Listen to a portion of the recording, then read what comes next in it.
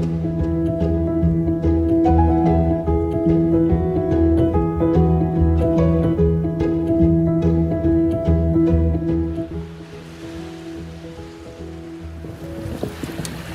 probably wondering where I am. Well, I'm right here on the South Shore of Nova Scotia, and we're staying at Seaside Cottages at Ginger Hill. And we've trekked about, I'm going to say 20 minutes, but Jeff Wood and I can walk pretty quick. So what we've done, we've come to a point and it's really windy. You can see the waves. What we're doing is I've got a medium action spinning outfit, and I'm using what is really a classic rig for fishing here in Nova Scotia. This is actually a more Silda spoon that I'm holding up. We use them for ice fishing. It's about a ½ ounce. And then we've got what's called the feathers for mackerel. 1, 2, 3, 4 of them in a row, and then a swivel. It's a very good spot to get pollock, and also we might be able to get some mackerel. So I've got a fish on here. That was my first cast. It's a small pollock. He's just a baby, but that's a really good sign. So we're looking for ones that are anywhere from about 12 inches to about 15 inches. That's what a pollock looks like. He's small, but they're very tasty. I'm just going to throw that one back. This time I'm going to try to let my jig sink a little bit.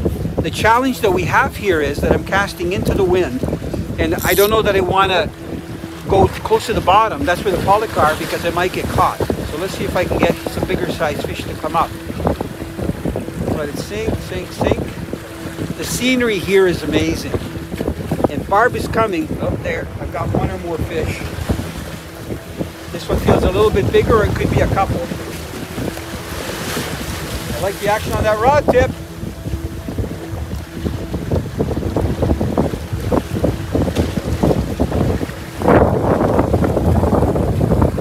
This is an eating size one.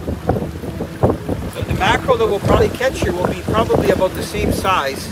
So these to me are pan fry size. So to me it looks like, you know, back home we would keep a perch that would be that long, because there's my hand. You can see it's longer than my hand.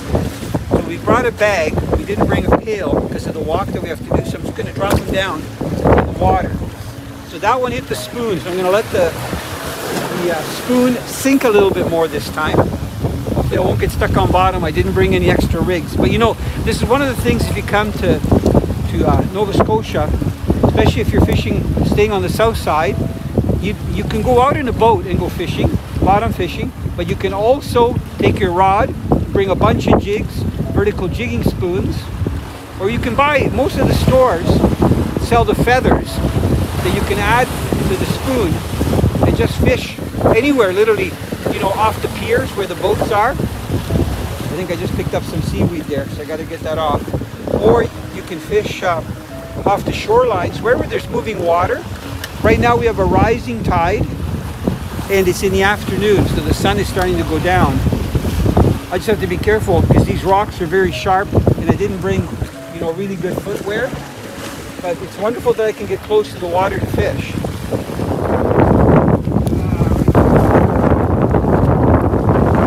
All this rock fishing. I'm just going to sit down here for a second. Oh! Take this guy off. See, there's another one down here. Let me just get comfortable here. Oh, there. You know, this is amazing. I used to read articles about people in Australia rock fishing off the rocks. You know, but when you get these pollock are not huge. Let me get this one up here so I can show you. There's water here in the rocks. Oh look, this guy I'm guessing is about hard to hold on. And they've got very small scales, almost like a bait fish. So look at them. They're beautiful fish. You know, we were out in the boat with Wade and Kenny, and we were fishing in about 12 to 15 fathoms, and some of them were about 2-3 pounds. But these are perfect eating size for pan frying. You can see how wide they are. So they've got pretty wide fillets if you want to fillet them. But what I've been doing, because the scales are so fine, I've been just gutting them, and you see where their anus is there. That's not where their stomach cavity ends. It actually ends back here. So I start with the knife back here, go all the way over here, and then I take the insides out, cut the head off, and you can freeze them that way. I think they're beautiful fish. They remind me like of small trout. They're very good eating. and they're very plentiful. But that rig again, I'm just going to put him back down here in the water. That guy hit the spoon. This I thought was about a ½ ounce spoon. It's 18, I believe it's 18 grams. It might be a little bit heavier. But this is a spoon that we use when we're ice fishing back in Ontario. So that's my weight to help me cast the rig out. And then we have the mackerel flies. These are rigged together. There's 4 of them. You can see them. They're dangling in the wind.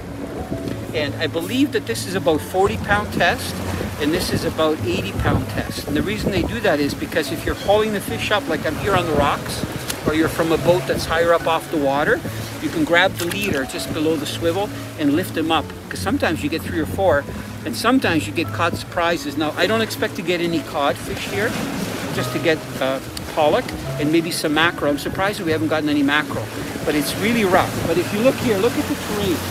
You can see that the tide is just coming up. It's where it's wet, eventually it'll be above where I'm sitting right here. And this is one of the things that I'm contending with. See the seaweed that's right here? So a lot of times you can hook that seaweed if you let your spoon go down too far. But if you have a strong enough line, I'm using 20-pound braid, you can actually break it off. Now look at how bright this line is. This is that Suffix, it's the Suffix braid, and it's actually marked in colors, and every color is 10 feet long. So it kind of looks funky. It looks like, you know, a candy or Christmas colors on the reel. And this is a reel that has a deep spool, so I can actually cast far even in the wind.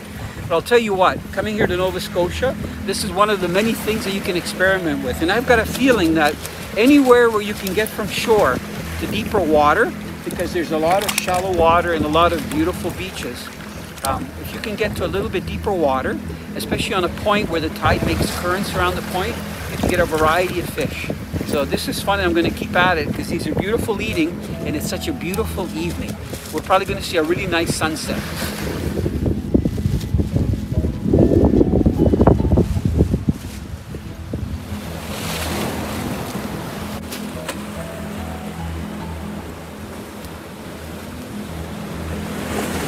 I mean, this is amazing. Look, these beautiful pollock.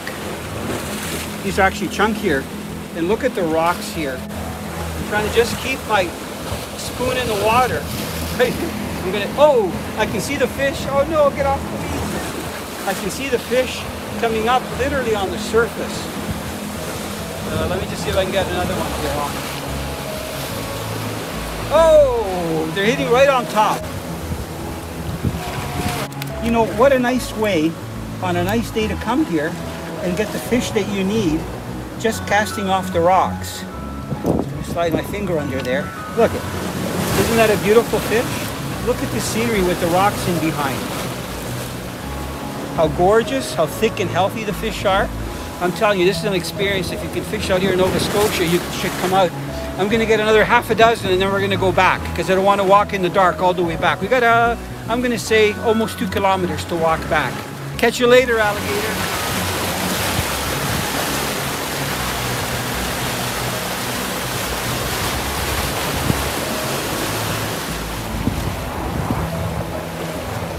This is amazing.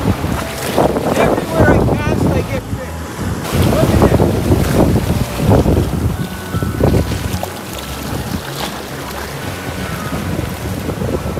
Wow. That's a full load. One on the bottom jig and the other one's all on the feathers up top. This is amazing. Look at it. They're nice eating size from shore. You want to get my line all baited up. And when you get a whole load of them like this, they're beautiful. Look at it. Just casting off the rocks. I had one more. Yep, there he is. This guy's a little bit small. I'm going to throw him back. He went for it, but he missed it there. I'm going to leave him in the rocks right now. I'm going to try another cast. What happens, I think, is because we're using all the flies, when one hits it, the other ones think that there's a little school of bait fish, and when you're fighting it, the other ones come over and try to grab it. I mean, this is like every cast. And I think I got more than one on again. Unbelievable. You can't really fight it because you don't want to go into the rocks. You're trying to keep them up.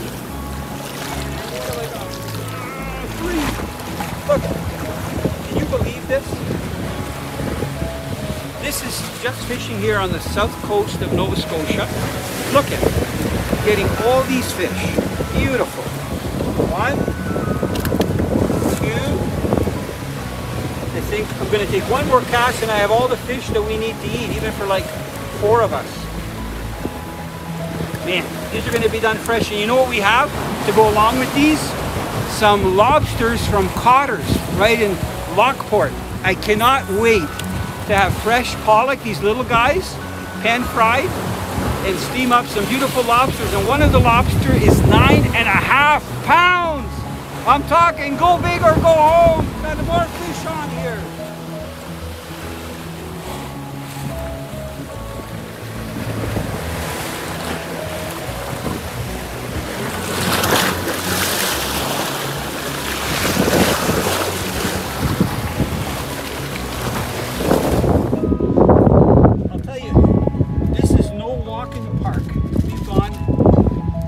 Crevices and back up these rocks you can see behind me, but it is gorgeous. This is Nova Scotia. You know what?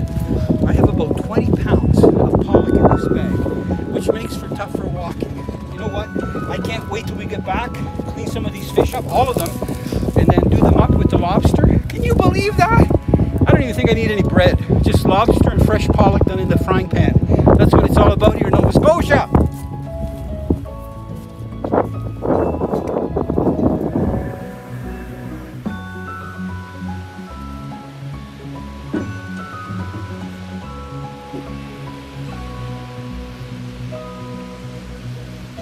You know, these are nice size pollock. I don't have the best light here, but I have enough light to fillet the fish. I cored a whole bunch to take back on to Ontario, but these guys are going to be filleted. We're going to just pan fry them. So there's no difference in filleting the pollock as there is any of the other saltwater fish, the bottom fish. The pollock is a bottom fish, but they don't really stay on the bottom. I had some tonight that were hitting right on the surface. But you'll see how nice a fillets you get from these fish. I'm just going along the rib cage. They do have T-bones down their lateral